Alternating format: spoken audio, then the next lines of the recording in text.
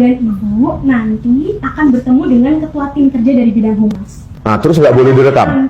Tidak boleh direkam, tidak boleh ada rekaman. Respon. Oke, rekam suara saja boleh? Recording termasuk rekam suara tidak diperbolehkan juga. Atau rekam video kakinya aja saya rekam? Tidak boleh, sepatunya? Pak. Tidak boleh.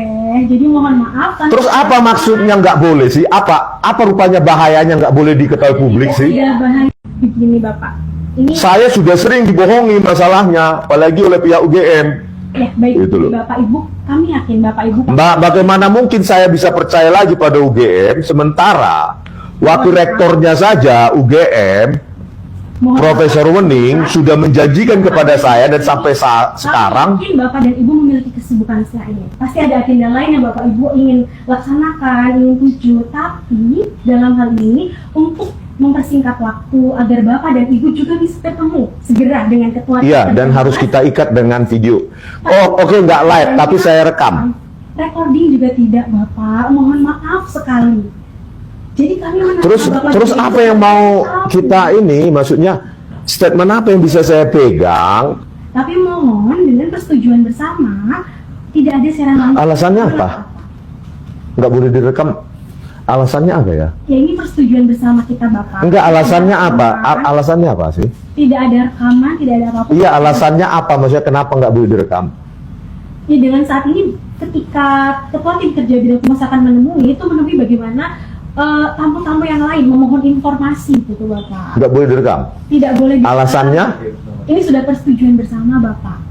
Mohon maaf, mohon dengan segala hormat, mohon untuk live ataupun rekaman semuanya off. Bukannya Dan publik kami akan Humas UGM ini perlu menjelaskan kepada publik bahwa perlu menjawab kejanggalan-kejanggalan terhadap publik. Justru memanfaatkan media kami untuk memiliki kanal resmi, rilis resmi sudah kami sampaikan. mana? Assalamualaikum warahmatullahi wabarakatuh. Kembali lagi di channel Prayoga Muhammad. Gimana kabar kalian semua? Semoga baik-baik saja ya, dan dilancarkan segala rezekinya.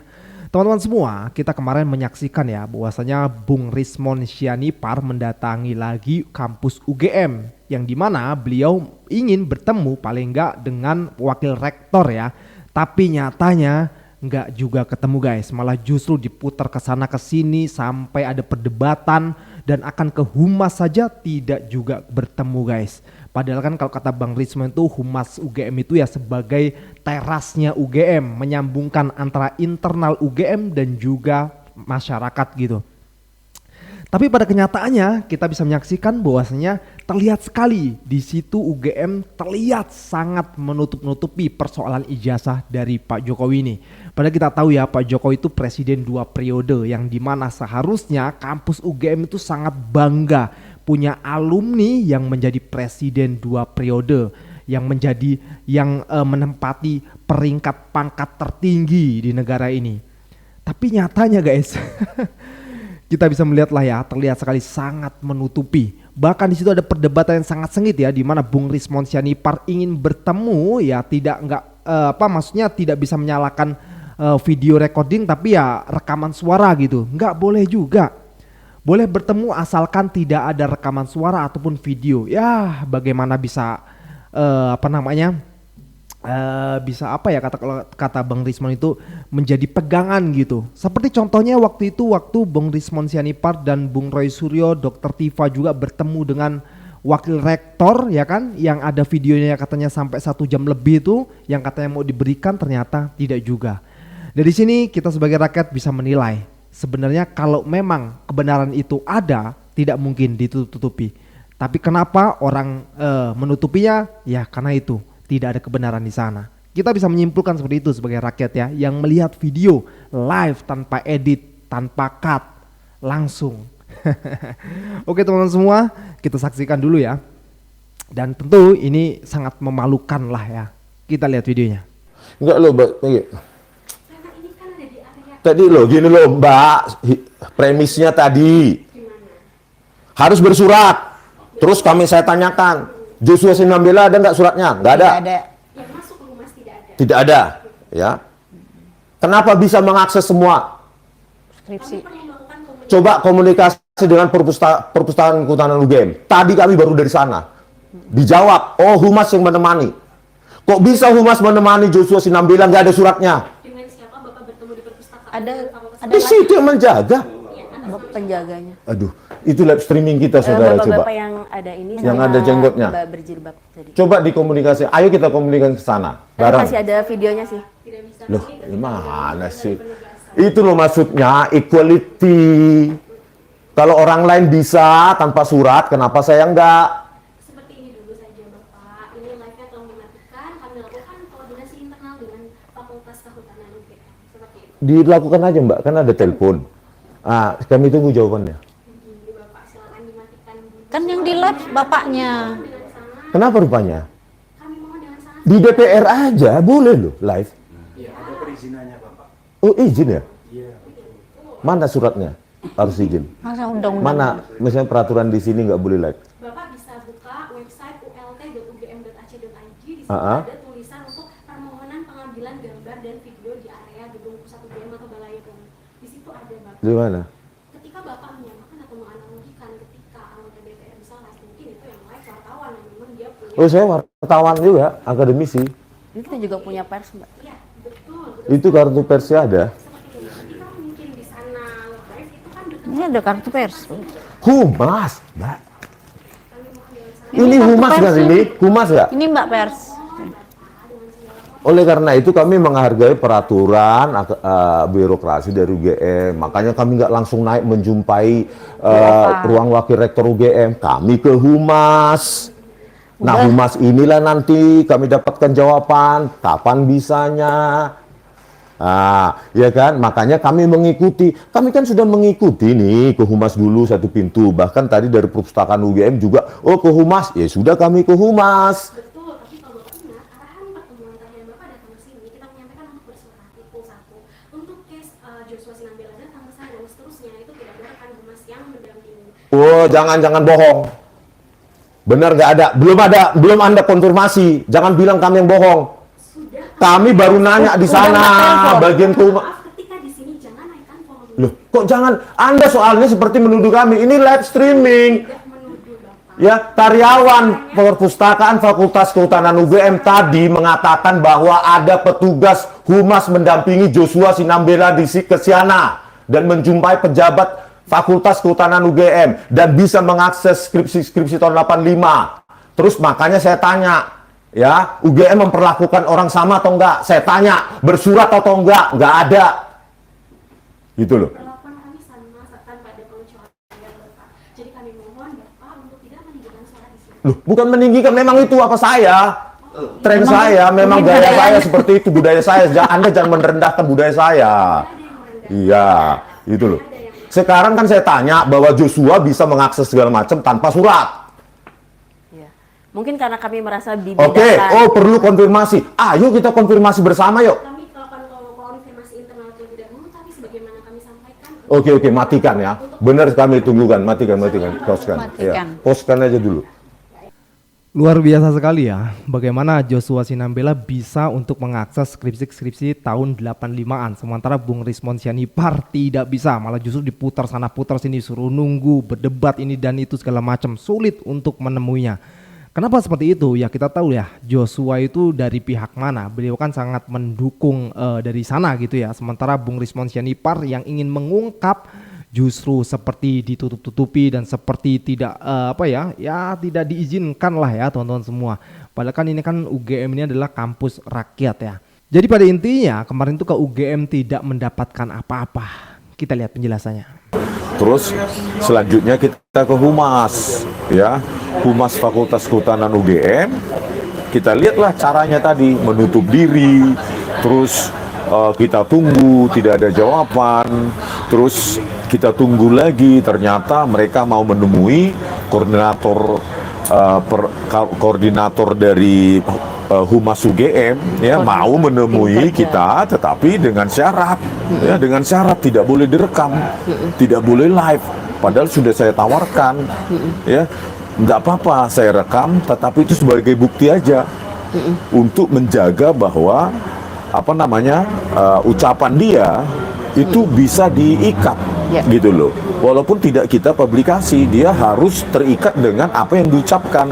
Karena saya trauma, tadi saya bilang, Saya trauma karena pada tanggal 15 April 2025 Profesor Woning menjanjikan merilis video utuh pertemuan itu di ruang 109 atau memberikan kepada saya untuk saya publish di media saya atau media lain bahwa apa yang terjadi di dalam tersebut benar-benar argumentasi ilmiah, tidak ada hasut menghasut, begitu loh. Nah, dengan janji yang tidak ditepati oleh Profesor Woning sebagai wakil rektor bidang kemahasiswaan UGM, maka saya menuntut karena saya nggak mau dibohongi 2 kali. Ya wajar, saya nggak mau dibohongi 2 kali karena mereka nggak bisa memegang janjinya.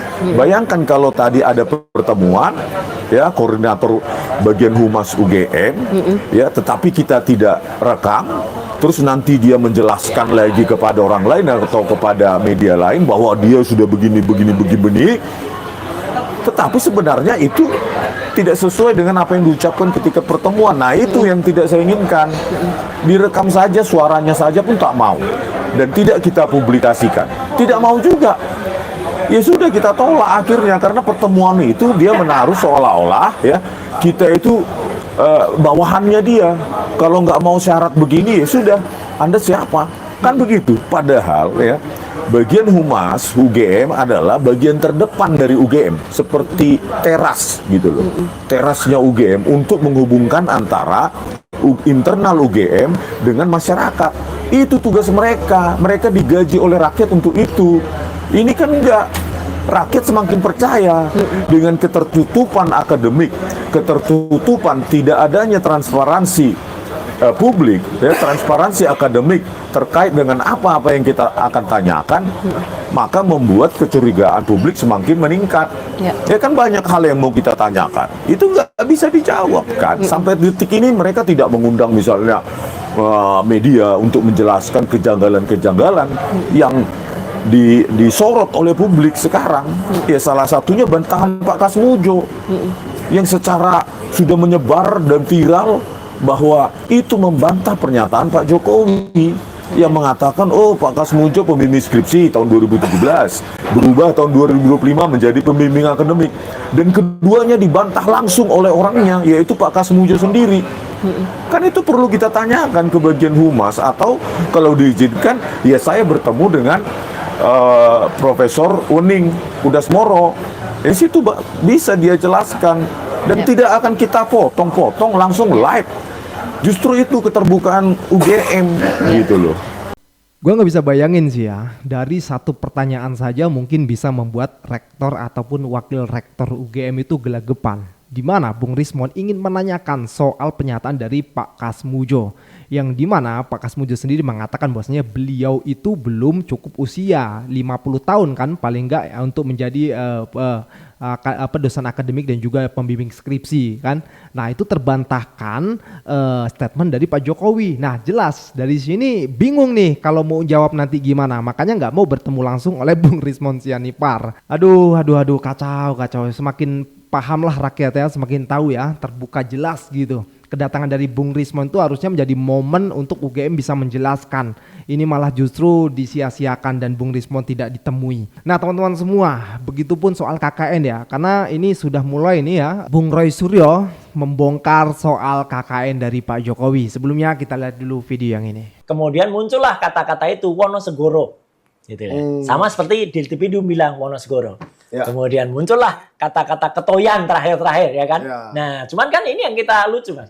Ketika kemudian muncul ketoyan, akhirnya kan ditanyakan buktinya mana, ya kan gitu kan. Jadi buktinya mana? Dan harusnya desa itu, oke lah boleh. Desa itu memiliki catatan dia dibentuk tahun berapa 50 sekian.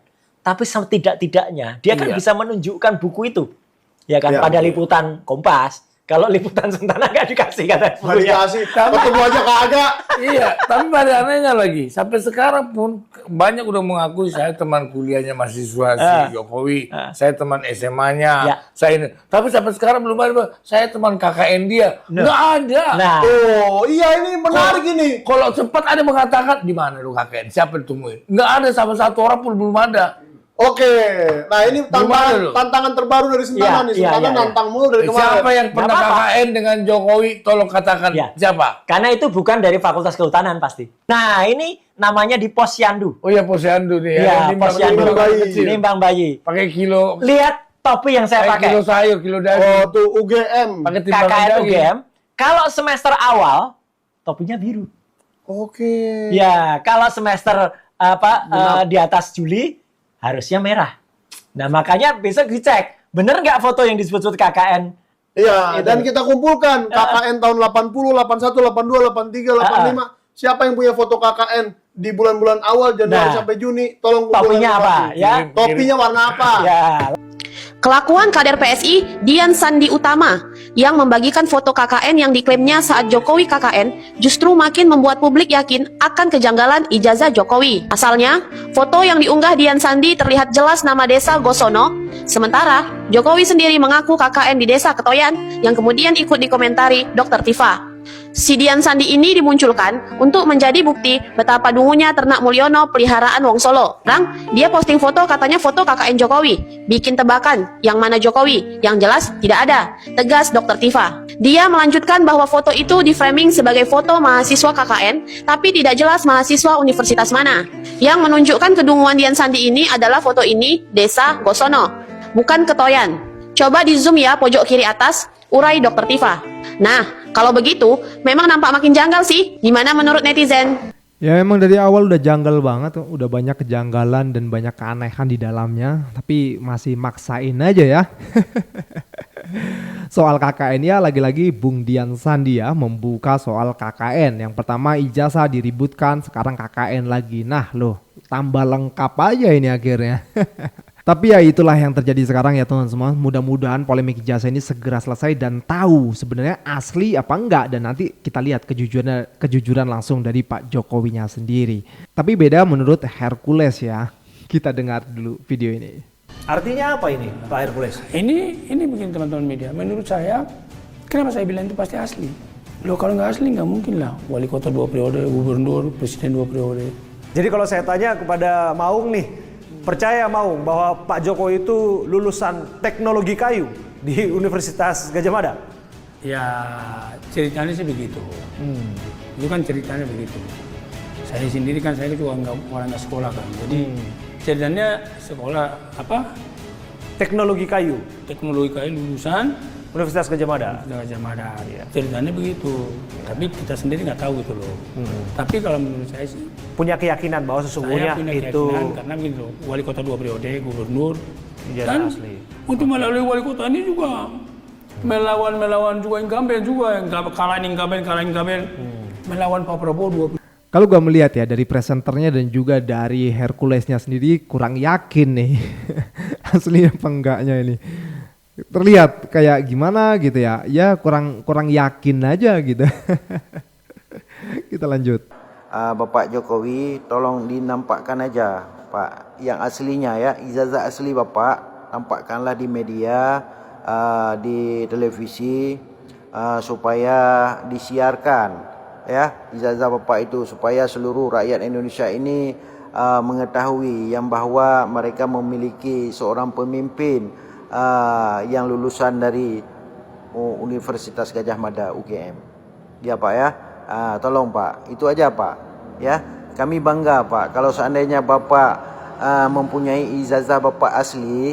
Kami sebagai rakyat Indonesia ini kami bangga kepada Bapak. Kami memiliki pemimpin 10 tahun yaitu pemimpin kami pemimpin yang cerdas, pandai, yang lulusan dari Universitas Gadjah Mada jurusan kehutanan ya Pak ya.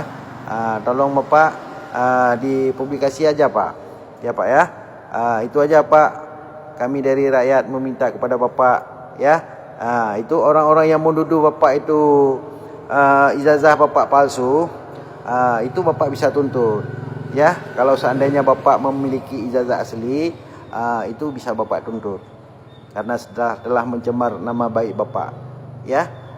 Itu aja Pak. Kami sangat bangga Pak kalau Bapak menunjukkan ijazah asli Bapak dipublikasi ke publik, ke media, ke televisi supaya kami menonton Pak ya. Itu aja Pak. Terima kasih Pak.